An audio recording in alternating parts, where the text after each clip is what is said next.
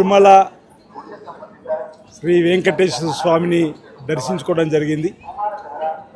లోక కళ్యాణం జరగాలని కలియుగ దైవంగా ప్రతినిత్యం వేలాది మంది భక్తులకు దర్శన భాగ్యం కల్పిస్తూ వారు కోరిన కోరికలను తీర్చేటువంటి దేవుడిగా మరి తిరుమల శ్రీ వెంకటేశ్వర స్వామి సన్నిధిలోకి వచ్చి ఓ ఆధ్యాత్మిక భావంతో కోరిన కోరికలు నెరవేరే తండ్రి అని చెప్పని, కొత్తగా కొన్ని కోరికలు కోరుకుంటున్న కోరికలు తీర్చుతారని చెప్పని కోరేటువంటి కార్యక్రమాలు ప్రతినిత్యం భక్తుల సంఖ్య పెరుగుతున్న క్రమంలో ఈరోజు ఆ స్వామివారిని దర్శించుకోవడం జరిగింది.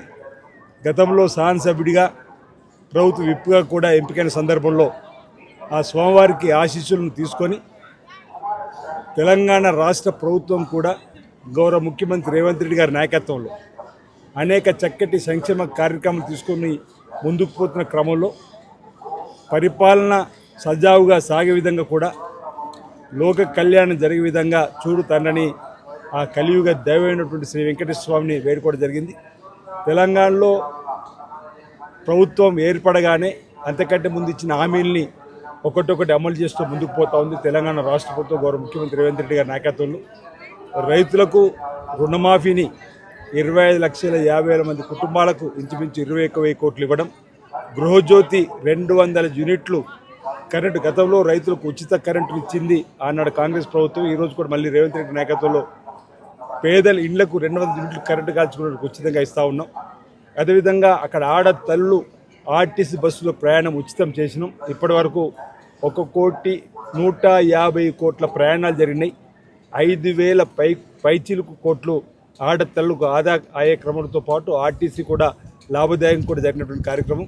రాజీవ్ ఆరోగ్యశ్రీని 10 లక్షలు కూడా చేసుకొని ముఖ్యమంత్రి గారి సహాయనిధి నుండి కూడా అనేక కార్యక్రమాలు ఇస్తూ అక్కడ స్పోర్ట్స్ యూనివర్సిటీ, స్కిల్ యూనివర్సిటీ, విద్యా విధానంలో సమూల మార్పులు చేస్తూ ఏటీసీని తీసుకురావడం, అక్కడ హైదరాబాద్లో మరి 4th సిటీగా కూడా అవతరించేటువంటి కార్యక్రమం చేయడం, ఈరోజు మూసీ నదిని ప్రక్షాళన చేయడం, సుందరీకరణ చేసేటువంటి కార్యక్రమం, ఈ విధంగా అనేక చక్కటి కార్యక్రమాలు గౌరవ ముఖ్యమంత్రి రేవంత్ రెడ్డి గారి నాయకత్వం తెలంగాణ రాష్ట్ర ప్రభుత్వం ముందుకు పోతున్న క్రమంలో ఎలాంటి ఆటంకాలు కూడా చూడకుండా చూడుతండ్రి అని చెప్పని ప్రభుత్వానికి కూడా ఆశీస్సులు ఇచ్చి ప్రజలందరికీ కూడా మంచి జరిగే విధంగా చేసే ప్రభుత్వానికి కూడా మరి వారి ఆశీస్సులు అందాలని చెప్పని కూడా ప్రధానంగా లోక కళ్యాణం జరగాలని కూడా ఈ సందర్భంగా స్వామివారిని వేడుకోవడం జరిగింది. రాబో రోజుల్లో కూడా ప్రతినిత్యం వస్తున్నటువంటి భక్తుల సంఖ్యకు అనుగుణంగా ఇక్కడ కూడా తిరుమల తిరుపతికి సంబంధించినటువంటి మరి దేవస్థానం వారి సౌకర్యాలు ఏర్పడిస్తున్న క్రమంలో ఉమ్మడి ఆంధ్రప్రదేశ్లో ఉన్నప్పుడు తెలంగాణ నుంచి కూడా అనేక మంది వచ్చే భక్తులకు అక్కడ ఉన్నటువంటి గౌరవ శాసనసభ్యుల లేఖలకు,